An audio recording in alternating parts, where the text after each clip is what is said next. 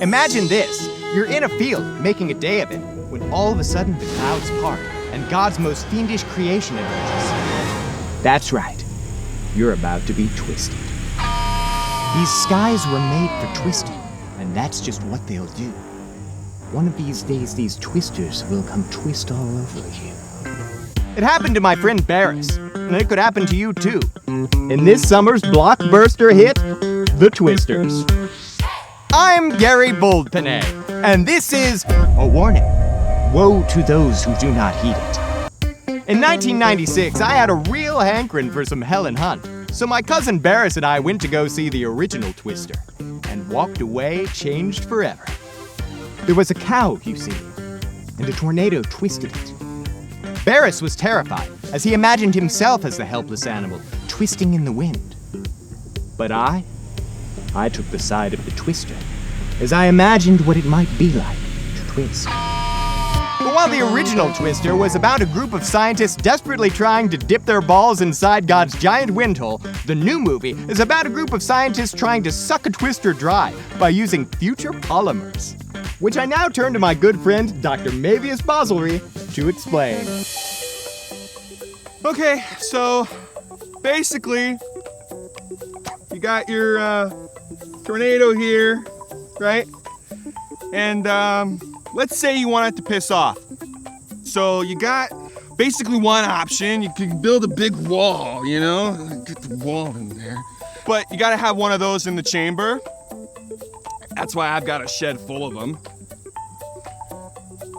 2, you could wait until the tornado tires out and it goes home to the sky.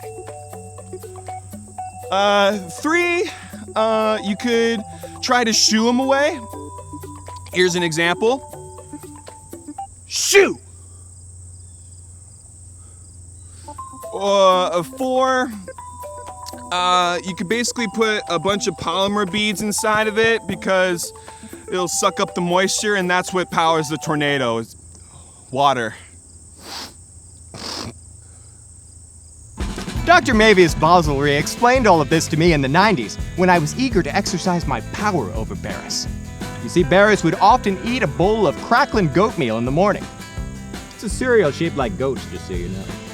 And I, fresh from seeing the Twister, sought to destroy him by making his meal a little more twisty. But we'll come back to that after we talk about this year's Helen Hunt, Daisy Edgar-Jones, which is one person if you can believe it. This former storm chaser babe spots man who looks like a capybara, Glen Powell. How you feeling? I'm feeling pretty good, Boone. And the two of them team up to murder a band of sentient tornadoes and put an end to weather once and for all. But they can't defeat weather until they become boyfriends first, and that's why they go to the rodeo. You ever see anything like this, city girl? My cousin Barris went to the rodeo years ago, which is when I took the opportunity to twist him. As I was straining his beloved milk over a rotten cabbage in order to spoil it, I heard the door open. "Who is it?" I asked. "It is Barris," he replied. He walked into the kitchen. "What are you doing?" said he. "Nothing. Look away," said I. And Barris, being a naive boy of 8, did exactly as I said.